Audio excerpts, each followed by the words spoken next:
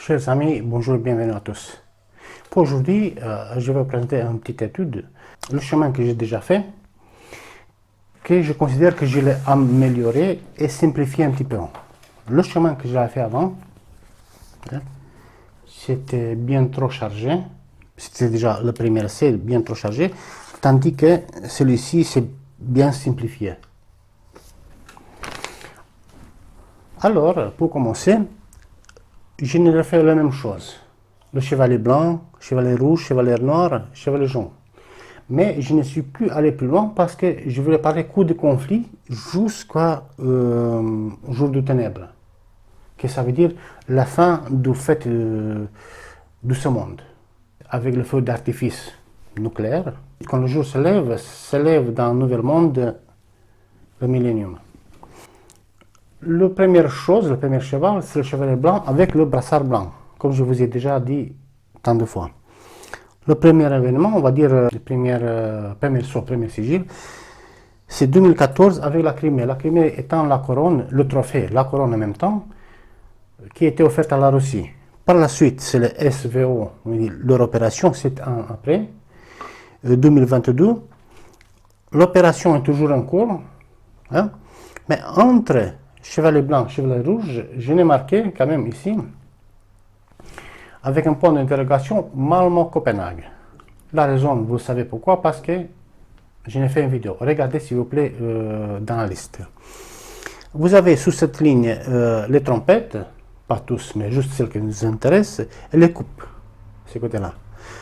Alors, entre le chevalier rouge et le chevalier blanc, il y a des lignes pointillées parce qu'il peut y avoir un lien entre l'une et l'autre. Je vous ai attiré l'attention déjà depuis le mois d'août 2024 concernant la Russie.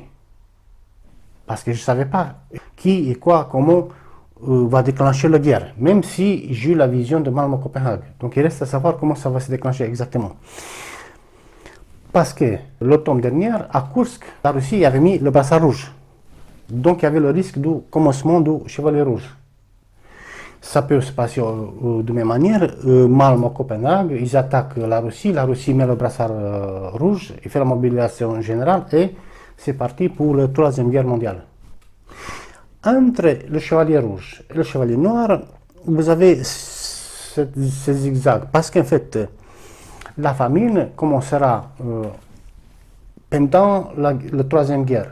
Je vous ai déjà fait une vidéo concernant le dernier moisson et la famine qui arrive, donc il faut tenir compte. Si vous ne l'avez pas vu, je vous invite à regarder sur la liste. À cause de la guerre, il y aura des problèmes de céréales, de livraison de céréales, de culture, etc. Donc l'année prochaine, 2026, il y aura déjà des problèmes. Même si en France, on peut toujours cultiver, etc. Mais au niveau mondial, ils commenceront à avoir des problèmes, des gros problèmes. D'ailleurs, certains parmi vous, ils auront déjà regardé la vidéo que j'avais mise sur ma chaîne dans les posts. Venezuela, sur Venezuela, voir la famine qui arrive. En fait. Un point que je veux attirer l'attention maintenant, c'est que vers 2028, il faut faire un petit peu attention maintenant pour comprendre et pour se préparer. Une baguette de pain, une seule baguette de pain coûtera au moins 20 €. 2028. Ah, c'est loin. Ça peut commencer avant et ça peut coûter plus cher que ça. La raison est assez simple parce que ici, concernant le chevalier noir, le prix a été donné. 1 kg de blé pour une journée de travail et 3 kg d'autres céréales pour une journée de travail. Une journée de travail estimée à prix d'aujourd'hui, c'est, allez, on va dire 80 €, ronde, on va dire. Donc, si avec 80 € vous avez l'équivalent de 1 kg de blé, d'un kilogramme de blé, on fait 4 baguettes. 80 € divisé par 4, ça veut dire 20 € la baguette. Bien sûr que le prix, etc., il peut évoluer, ils ne vont pas baisser, ça c'est sûr. Réfléchissez bien que, comme je vous dis, à un certain point, même si le prix est annoncé de départ, ça peut arriver du départ ou il peut augmenter jusqu'à, comme je vous dis, au moins 20 € une baguette de pain. Et une baguette, imaginez-vous que vous allez travailler toute la journée pour avoir 4 baguettes de pain, c'est tout. C'est pour cela que j'ai fait le lien avec la vidéo que je vais le mettre probablement de ce côté-là, du Venezuela, pour comprendre que les gens, ils doivent travailler une semaine pour acheter 3 œufs, ou travailler une semaine pour acheter une tablette de chocolat.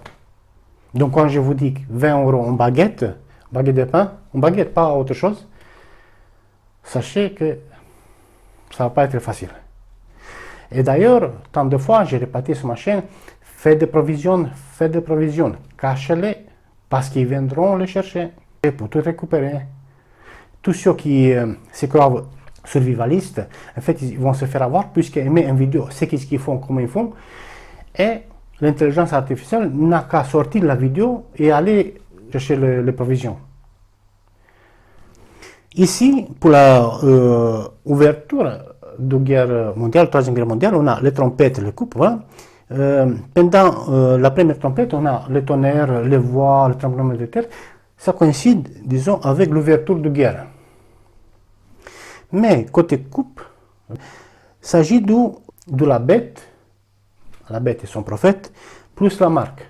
Je l'ai fait un petit peu décalé et je n'ai pas marqué l'année puisqu'on attend que ça arrive. Donc je l'ai fait un petit peu décalé parce que soit la guerre commence en même temps avec son apparition, soit c'est elle qui déclenche la guerre, c'est possible aussi.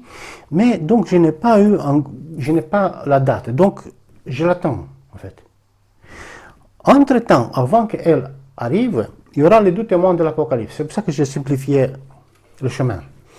Les 2 témoins de l'Apocalypse, comme vous savez, 1260 jours, ils seront tués à ce point-là, et juste après qu'ils seront tués, le Babylone sera détruit. Parce qu'en fait, ils seront à Babylone, à New York. Je vous ai expliqué cela. Ceux que vous n'avez pas regardé, regardez s'il vous plaît sur la chaîne. New York, Babylone, la Grande. Je parle aussi de témoins de l'Apocalypse. Après eux, donc eux, les 2 témoins, ils doivent apparaître en fin de cette année ou très tôt l'année prochaine. Très tôt l'année prochaine, il ne va pas dépasser le mois de mars parce que normalement, au plus tard le mois de mars, grand max, avril, la bête doit être là. Elle arrive. La bête aura 42 mois et 17 mois après, qui sera entronné, qui mettra la marque, etc., le trône de la bête sera frappé. Vous le verrez mieux sur la planche que je le mettrai. Après, il y aura 5 mois, les abîmes, irradiations, etc.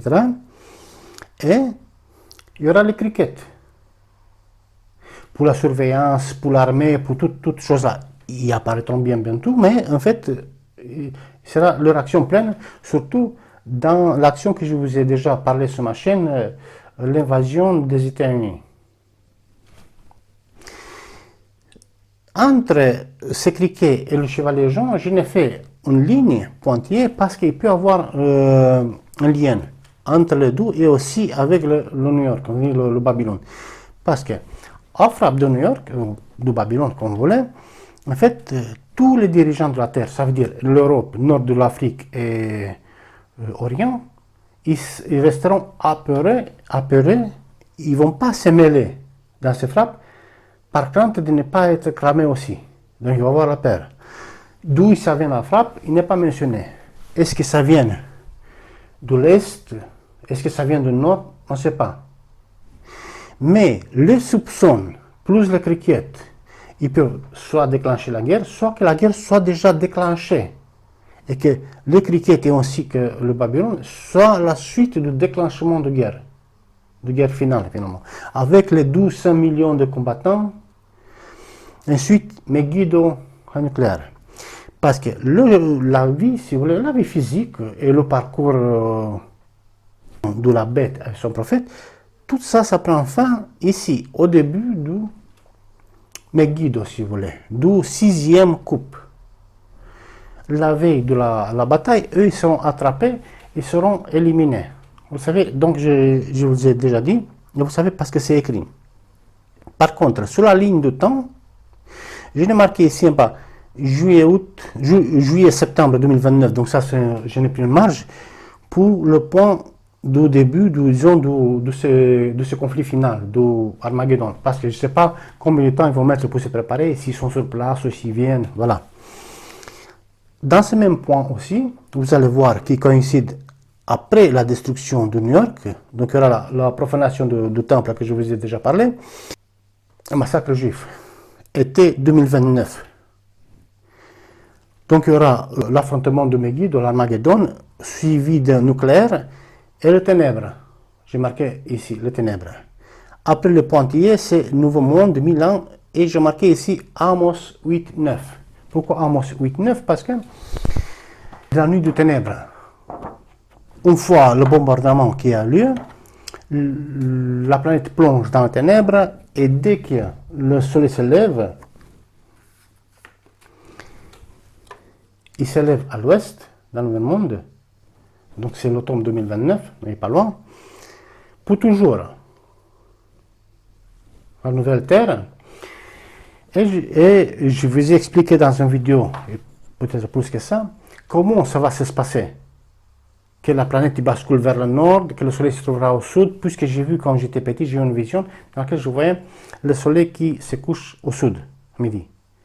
Ben, en fait, en Amos, dans le prophète Amos, il y a une expression, je vais vous l'estimer comme ça en roman. Ces jours-là, dit le Seigneur, je ferai le soleil se coucher à midi. Et je ferai la nuit sur toute la terre à midi, en plein jour, on va dire. Mais en fait, midi, ici, c'est dans le sens du sud, en fait.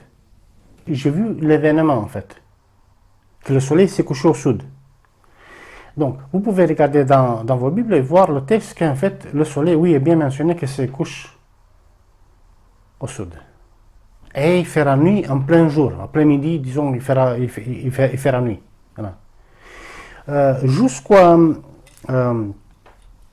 Jusqu'à ces vidéos, si vous voulez, je n'ai pas mentionné ces versets de Amos pour des raisons assez simples, c'est que je me suis dit qu'il doit être écrit quelque part. Je l'ai vu, donc il doit être écrit.